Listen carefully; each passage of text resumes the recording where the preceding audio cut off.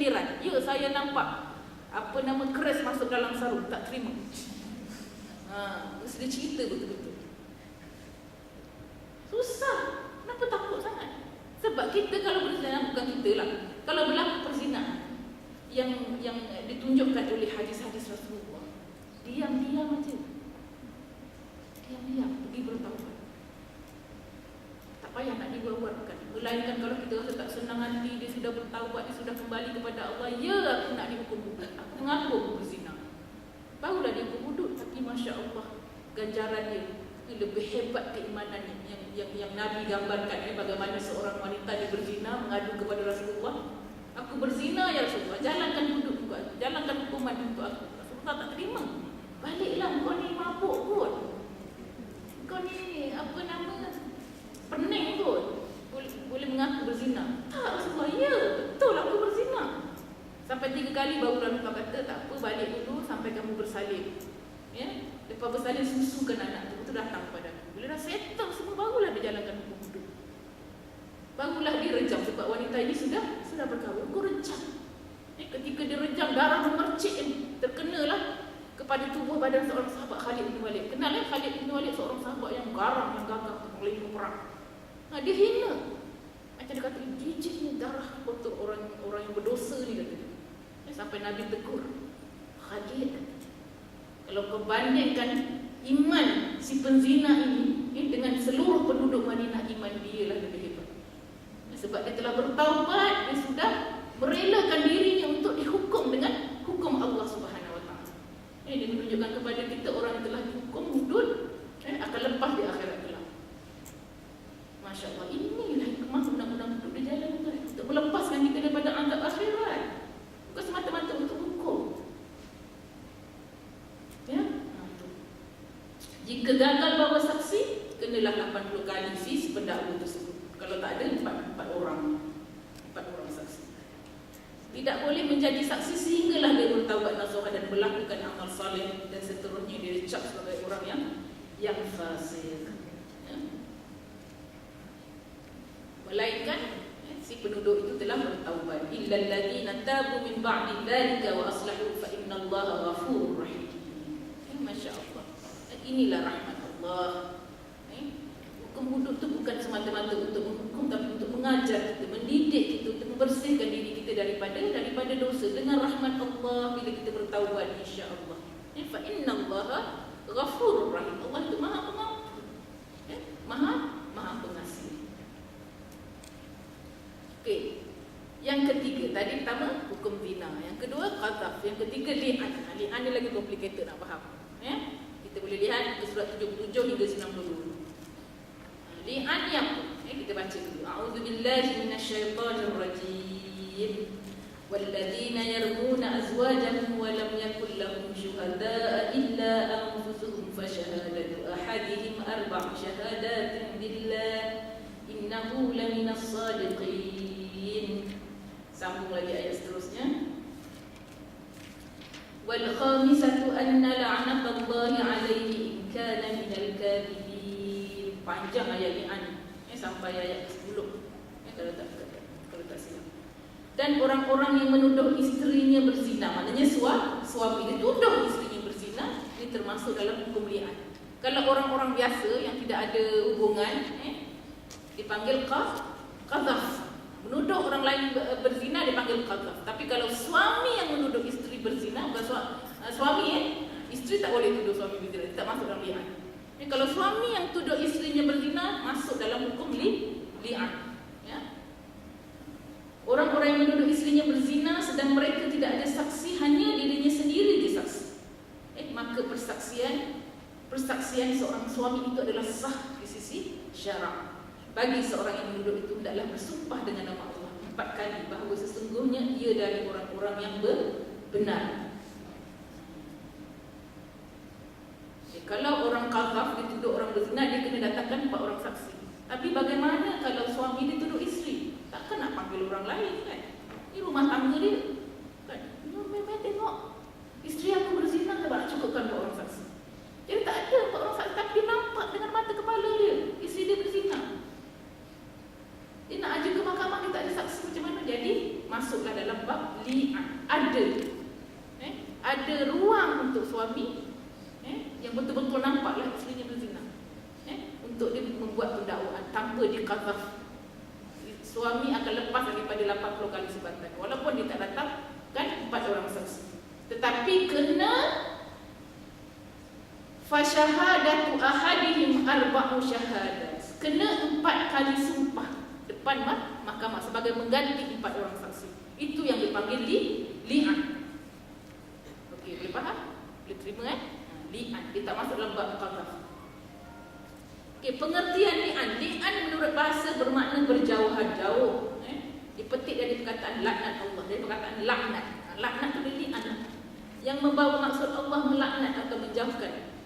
Dinamakan li'an kerana suami isteri tidak mendapat rahmat dari Allah, atau kerana kedua-duanya tidak boleh hidup bersama buat selama-lamanya. Sebab bila dah li'an tu dah tercerai hubungan suami isteri dah. Dia dah tuduh suami dia, isteri dia berzina, buat apa lagi nak hidup bersama? Cerai. Sekiranya dia buat 4 kali sumpahan.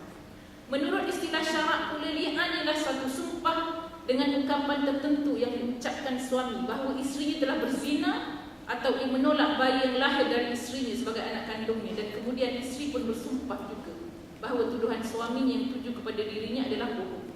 Kata-kata ini dinamakan li'an kerana suami atau isteri berkata Allah melaknat ke atasmu.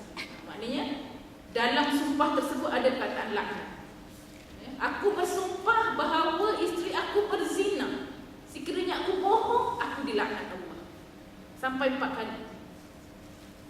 Itu dekat-dekat. Jadi bila dengan sumpah ni, dia terlepas daripada hukum qadzaf. Isteri dia yang akan dihudud, kena rejam sampai mati. Tetapi ingat, Islam juga sangat adil. Dalam ayat seterusnya pula, sumpahan penafian dari isteri. Ini ayat yang ke-8. Wa yadra'u anha al-'adzaba an tashhada 4 syahadatin billah innahu laminal kadhibin. Isteri juga diberi peluang daripada untuk mengelakkan dia daripada hukum hudud. Isteri pula datang Pak Wakas. Aku bersaksi bahawa suami aku bohong. Aku tidak berzina sebenarnya. Sekiranya aku bohong, aku dilaknat Allah. Sama-sama melaknat diri masing-masing sekiranya berbohong. Jadi isteri pun terlepas daripada hukum hudud. Sekiranya isteri tidak bersumpah, dia akan kena. Walaupun mesti antara dua-dua ni berbohong kan? Mesti ada berbohong. Itu jawab kata Nabi, di akhirat kelak dia akan terima lah. Jadi maknanya dua-dua lepas. Tapi apapun kedua-dua ni antara mereka akan berbohong, tapi dua-dua lepas dengan sumpah mereka. Lepas tapi tak lepaslah daripada laknat Allah Subhanahu Wa Taala. Mereka telah melaknat dirinya sendiri. Ini dikatakan li'an. Isteri dibenarkan untuk membela diri. Jadi dua-dua lepas. Tapi yang berbohong itu akan dilaknat oleh Allah Subhanahu Wa Taala sepanjang hidup mereka, sekiranya mereka tidak bertaubat. Dan implikasi daripada li'an ini boleh lihat dalam buku surat 84. Selepas berlaku li'an meli'an ni suami isteri ni,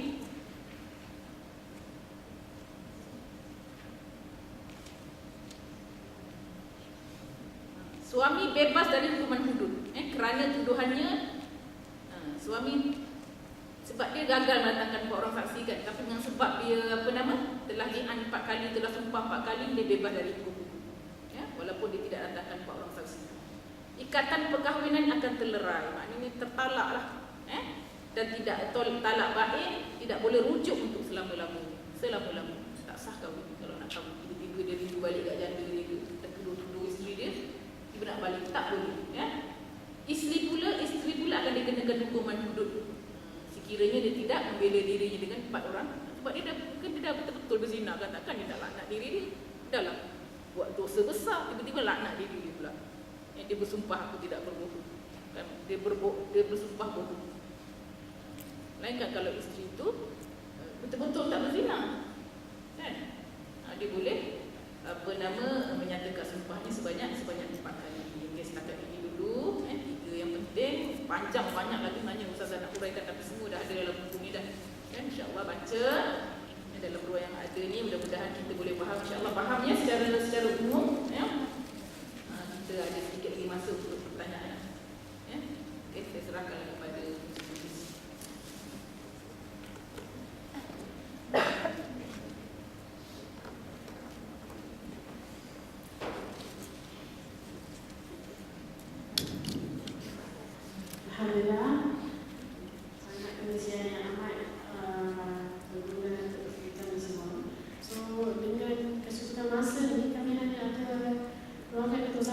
soalan je. Siapa yang ingin bertanya sebelum kita solat? Ada siapa? Nak bertanya?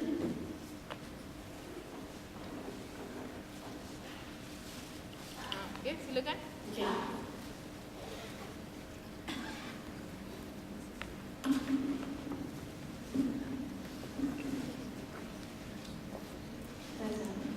Dalam hudud saksi wanita tu kira separuh ataupun tak diterima? Tadi kita tidak terima. So ada orang yang bukan Muslim dia kata hudud ni tak adil sebab seorang wanita ni macam tak direndahkan lah derajatnya daripada lelaki. So ini kita nak jawab bila orang cakap macam ni.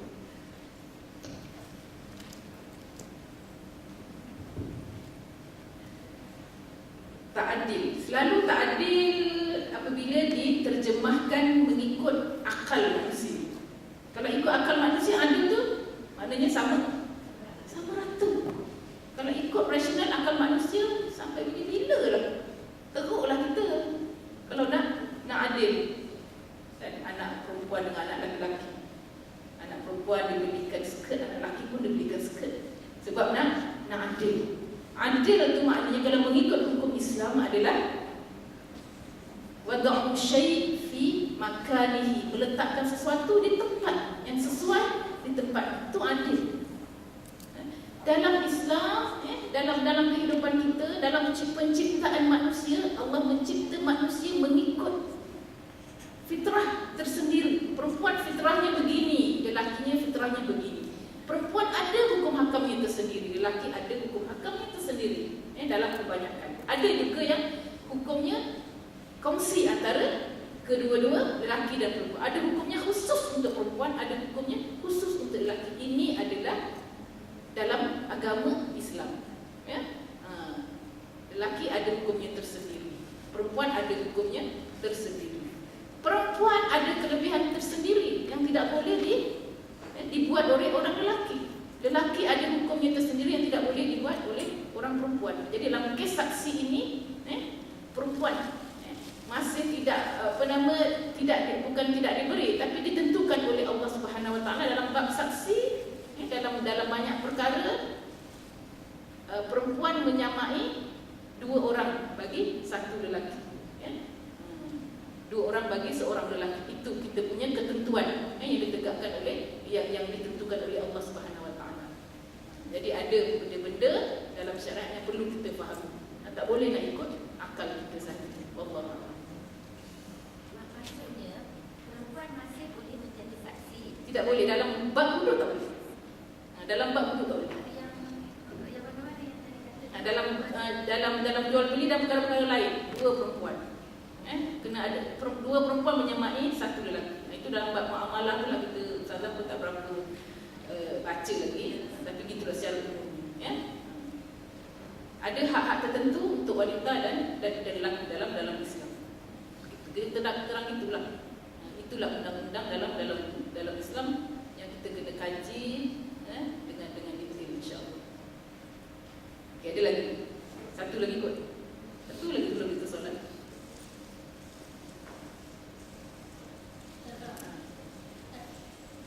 Okey, angkat tangan dululah. Nak jumpa dulu.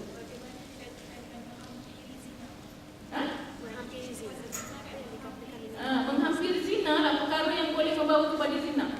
Berpegang-pegang tangan, percampuran bebas, itu kan haram kan? Laki perempuan pegang tangan haram kan? Akhirnya turun dari mata turun ke hati, dari hati turun ke bawah. Akhirnya kalau tidak dikawal, itu menghampiri zina. Ini dahsyat zina, hampir tak boleh. Jangan buat rambu-rambu.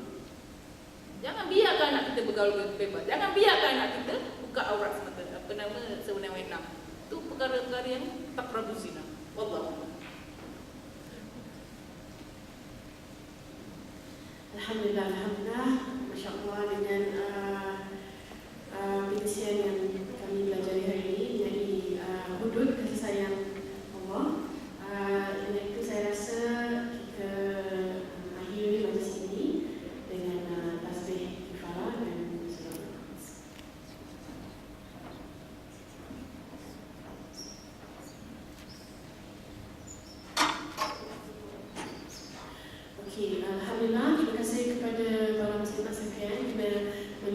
masa untuk menghadiri siri kami yang kedua ini. Ingatkan ada 2 pengumuman dekat sini. Siri yang selanjutnya akan berlaku next week on Friday 5 hari bulan 2, iaitu mengenai saya buka tajuk dia. Okey. Mengenai cahaya nur yang kedua tadi yang Ustazah Nifsah cakap mengenai peribadi wanita syurga menerusi kaca mata an-nur. Ini mungkin mengenai image dan penampilan kita. Di sini juga pukul 12.30 insya-Allah kita start. Dan pengumuman yang kedua, kita ada tabung Syria yang kita letak di belakang tu. Ini adalah untuk wakil pakcik dan juga Islamic Muslim Care yang akan melepas ke Syria untuk membantu mengamalkan amal pada 5 hari bulan juga. So siapa yang ada rezeki lebih boleh sila gabunglah. Itu kami ingin mengucapkan terima kasih banyak-banyak kepada Ustazah Nafisah Ahmad Tahir kerana sudi meluangkan masa dan memberi kaca-kaca pemata kepada kami untuk memahami lebih mengenai surah An-Nur. It's still a lot for us to learn.